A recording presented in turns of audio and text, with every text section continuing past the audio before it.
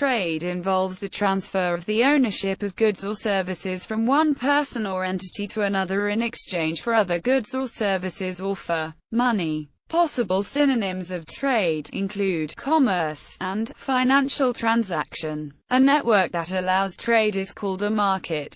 The original form of trade, barter, saw the direct exchange of goods and services for other goods and services. Barter is trading things without the use of money. Later, one side of the barter started to involve precious metals, which gained symbolic as well as practical importance. Modern traders generally negotiate through a medium of exchange, such as money. As a result, buying can be separated from selling, or earning. The invention of money greatly simplified and promoted trade. Trade between two traders is called bilateral trade, while trade between more than two traders is called multilateral trade. Trade exists due to the specialization and division of labor, in which most people concentrate on a small aspect of production, trading for other products. Trade exists between regions because different regions may have a comparative advantage in the production of some trade-able commodity, or because different regions' size may encourage mass production. As such,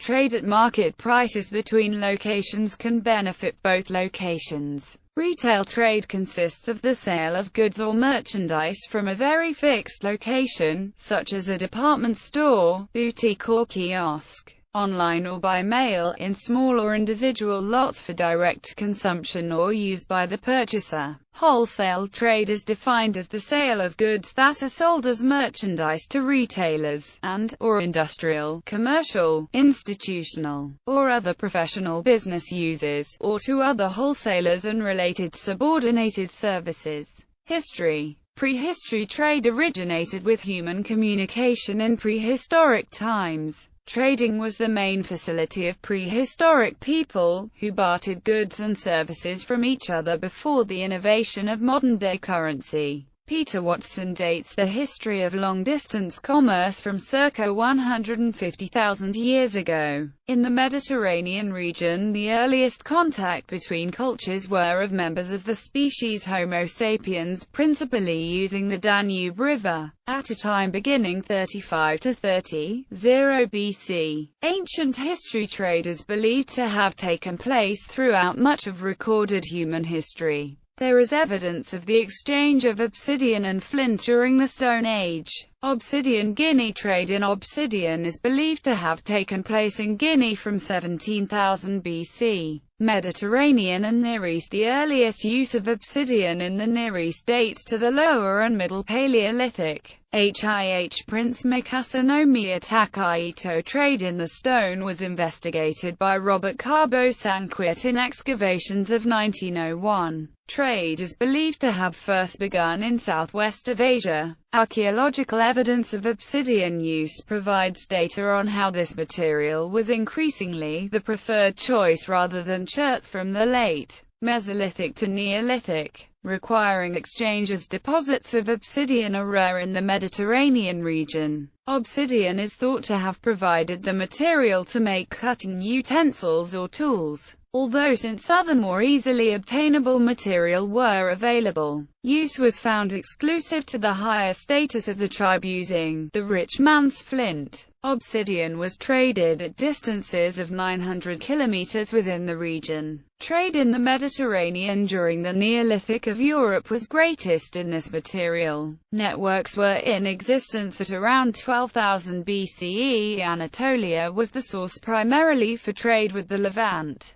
Iran and Egypt according to Zaran's study of 1990. Melos and Lipari sources produced among the most widespread trading in the Mediterranean region as known to archaeology. Lapis lazuli. The Sari Sang mine in the mountains of Afghanistan was the largest source for trade. The material was most largely traded during the Kassite period of Babylonia beginning 1595 BCE. Later trade Mediterranean and Near East. Ebla was a prominent trading center during the 3rd millennia. with a network reaching into Anatolia and North Mesopotamia. Materials used for creating jewelry were traded with Egypt since 3000 BC. Long-range trade routes first appeared in the 3rd millennium BC, when Sumerians in Mesopotamia traded with the Harappan civilization of the Indus Valley. For this purpose they established trade colonies the Greeks called emporia. From the beginning of Greek civilization until the fall of the Roman Empire in the 5th century, a financially lucrative trade brought valuable spice to Europe from the Far East, including India and China. Roman commerce allowed its empire to flourish and endure. The Roman Empire produced a stable and secure transportation network that enabled the shipment of trade goods without fear of significant piracy.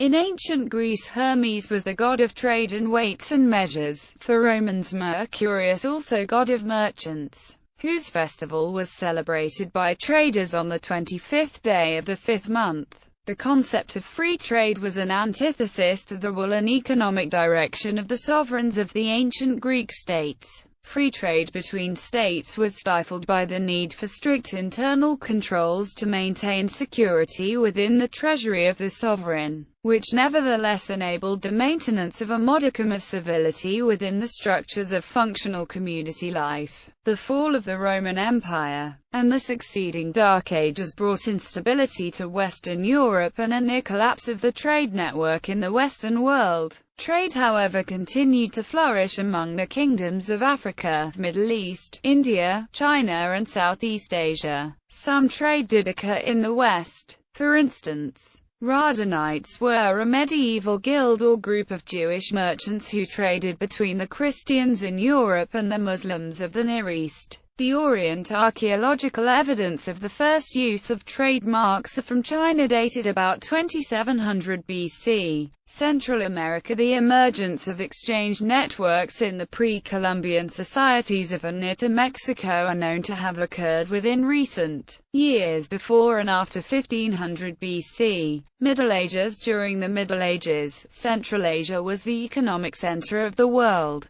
The Sogdians dominated the east-west trade route known as the Silk Road after the 4th century AD up to the 8th century AD, with Suyab and Talis ranking among their main centers in the north. They were the main caravan merchants of Central Asia. From the 8th to the 11th century, the Vikings and Varangians traded as they sailed from and to Scandinavia. Vikings sailed to Western Europe, while Varangians to Russia. The Hanseatic League was an alliance of trading cities that maintained a trade monopoly over most of northern Europe and the Baltic. Between the 13th and 17th centuries, the Age of Sail and the Industrial Revolution, Vasco da Gama pioneered the European spice trade in 1498 when he reached Calicut after sailing around the Cape of Good Hope at the southern tip of the African continent. Prior to this, the flow of spice into Europe from India was controlled by Islamic powers, especially Egypt. The spice trade was of major economic importance and helped spur the Age of Discovery in Europe.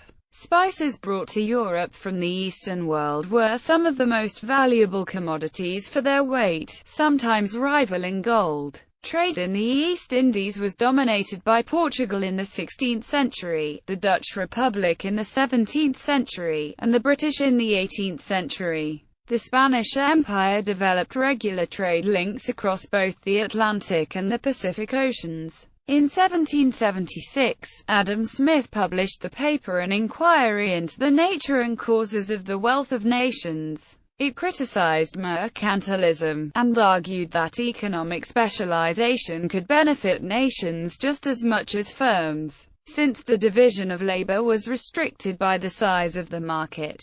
He said that countries having access to larger markets would be able to divide labor more efficiently and thereby become more productive. Smith said that he considered all rationalizations of import and export controls dupery, which hurt the trading nation as a whole for the benefit of specific industries. In 1799, the Dutch East India Company, formerly the world's largest company, became bankrupt, partly due to the rise of competitive free trade. 19th century. In 1817, David Ricardo, James Mill and Robert Torrens showed that free trade would benefit the industrially weak as well as the strong. In the famous theory of comparative advantage, in Principles of Political Economy and Taxation, Ricardo advanced the doctrine still considered the most counterintuitive in economics. When an inefficient producer sends the merchandise it produces best to a country able to produce it more efficiently, both countries benefit.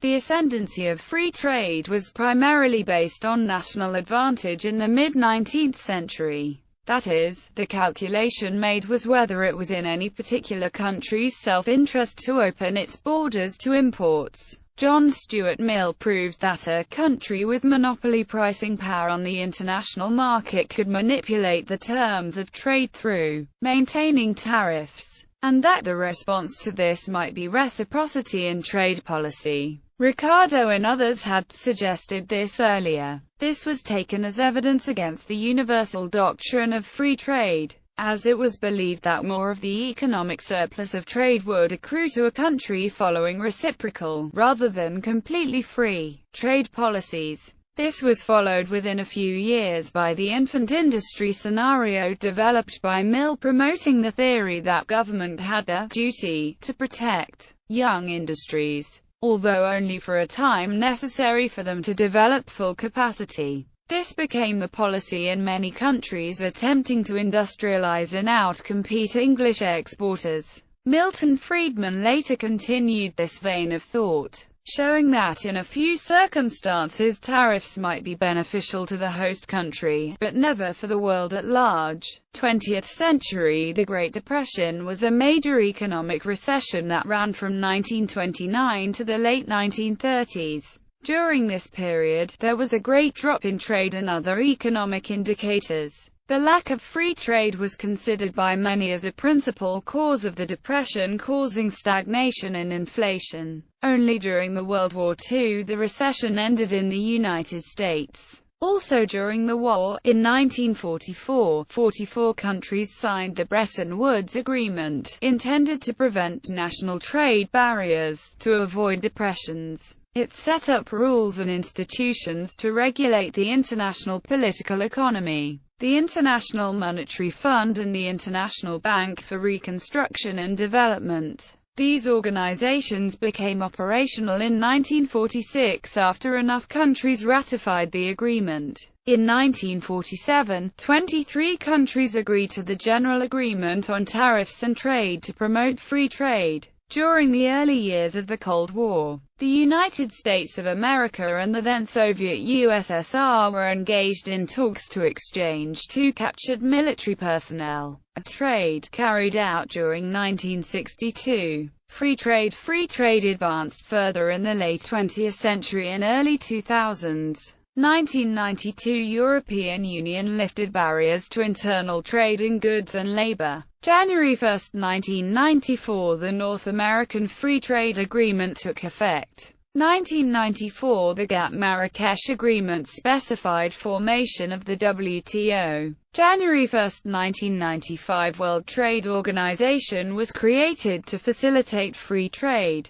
by mandating mutual most favored nation trading status between all signatories. EC was transformed into the European Union, which accomplished the Economic and Monetary Union in 2002, through introducing the euro, and creating this way a real single market between 13 member states as of January 1, 2007. 2005, the Central American Free Trade Agreement was signed. It includes the United States and the Dominican Republic. Perspectives. Protectionism. Protectionism is the policy of restraining and discouraging trade between states and contrasts with the policy of free trade. This policy often takes a form of tariffs and restrictive quotas. Protectionist policies were particularly prevalent in the 1930s, between the Great Depression and the onset of World War II. Religion. Muslim teachings encourage trading. By trade the whole society get benefits, but interest makes the rich richer and the poor poorer. Judeo-Christian teachings prohibit fraud and dishonest measures. Development of money. The first instances of money were objects with intrinsic value.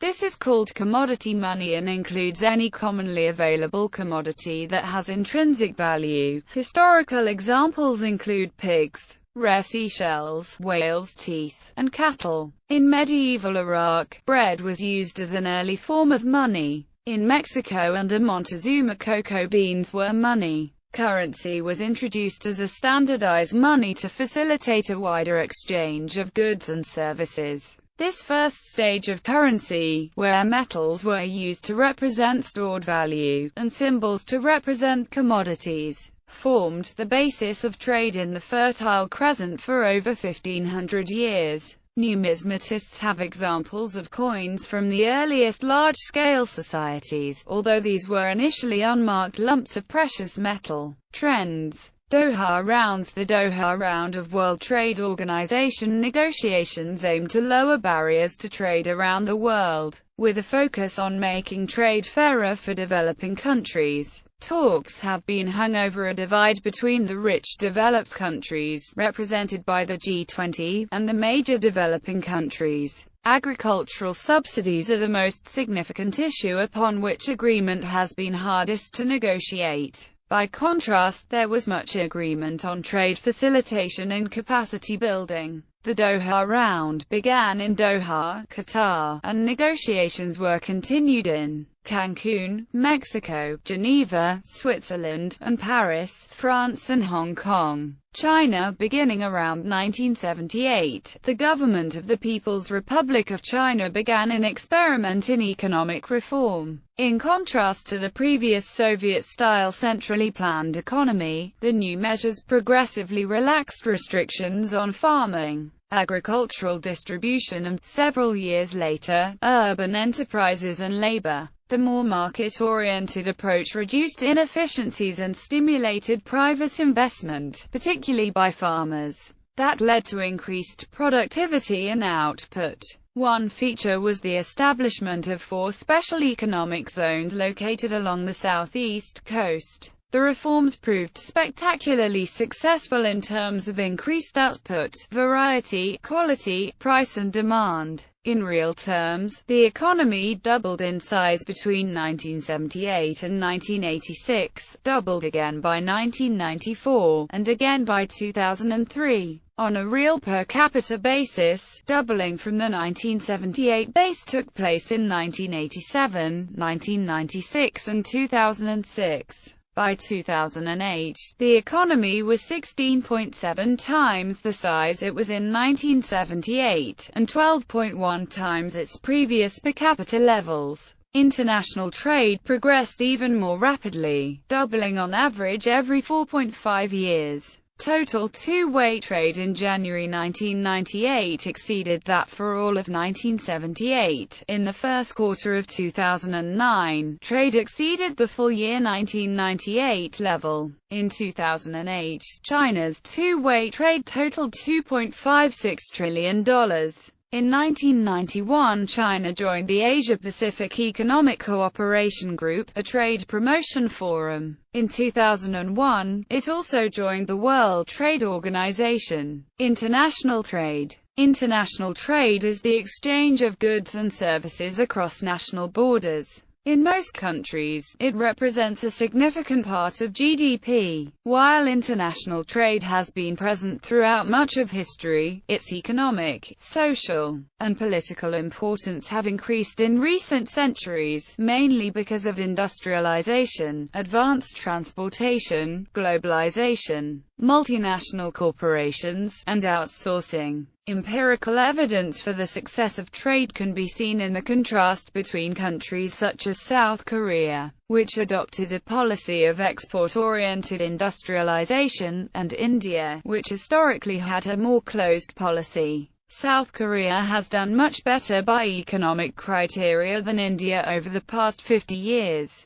though its success also has to do with effective state institutions. Trade sanctions. Trade sanctions against a specific country are sometimes imposed, in order to punish that country for some action. An embargo, a severe form of externally imposed isolation, is a blockade of all trade by one country on another. For example, the United States has had an embargo against Cuba for over 40 years. Trade barriers. International trade, which is governed by the World Trade Organization, can be restricted by both tariff and non-tariff barriers. International trade is usually regulated by governmental quotas and restrictions, and often taxed by tariffs. Tariffs are usually on imports, but sometimes countries may impose export tariffs or subsidies. Non-tariff barriers include sanitary and phytosanitary rules, labeling requirements and food safety regulations.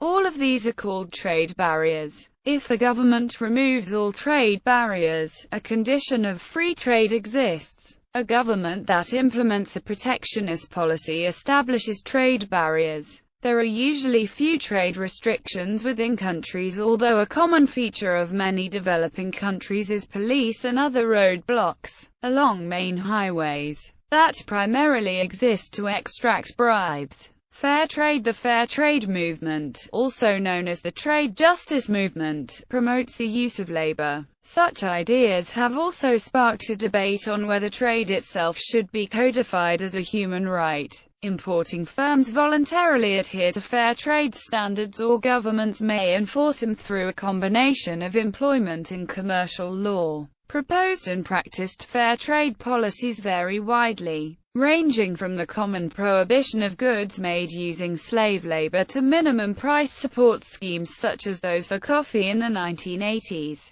Non-governmental organizations also play a role in promoting fair trade standards by serving as independent monitors of compliance with labeling requirements. As such, it is a form of protectionism. Bibliography. Beckwith, Christopher I. 2009. Empires of the Silk Road. A History of Central Eurasia from the Bronze Age to the Present. Princeton University Press. ISBN 978-0-691-15034-5. Bernstein, William. A Splendid Exchange. How Trade Shaped the World. New York. Grove Press. ISBN 978-0-8021-44164. Davies, Glyn, 1995. Ideas. A History of Money from Ancient Times to the Present Day. Cardiff, University of Wales Press. ISBN 978-0-7083-1773-0. Nomani, Fahad, Ranima, Ali. Islamic Economic Systems.